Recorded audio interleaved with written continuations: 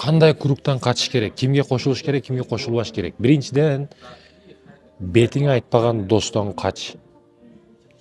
Дос ачтып сүйлөйт, бирок аркаңдан сени жаап жашырат. Ката кемчиликтериңди сен кеткенден кийин этиң жеп отурбайт демекчи.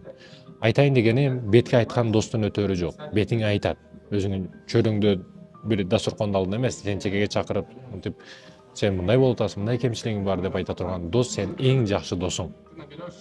Мындай дос эч качан жоготпош керек, кармаш керек, бекем кармаш керек. Ушундай дос.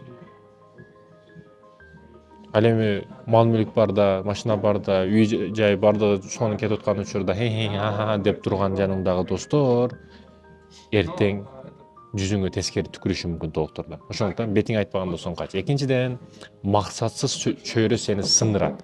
Максатсыз чөйрөдөн кач. Максатсыз чөйрө сени барып чарчатат. Мисалы, кругуңар бар, кыздар менен чогуу эс аласыңар, баняга барасыңар. Бул круг билесиңби? Сени же кайф алдырып койбойт, же ошол кругтан чыгып да кете албай каласың да. Же ал жак боло албай каласың, же бул жакка албайсың. Кайф алганда да болбойсуң. Зыян тартып, зыян тарткандай дагы болбойсуң да. Арасатта мындай да бул маселе. Эртең менен турсаң, багымдатты көзүң ачылат. Намаз дагы окугуң келбейт, уктап дагы кала албайсың да. Шайтан же уктатып дагы койбойт, же намаз окутуп дагы койбойт да. Көзүңү ачтырып ойлондуруп эле жаткызып коет да.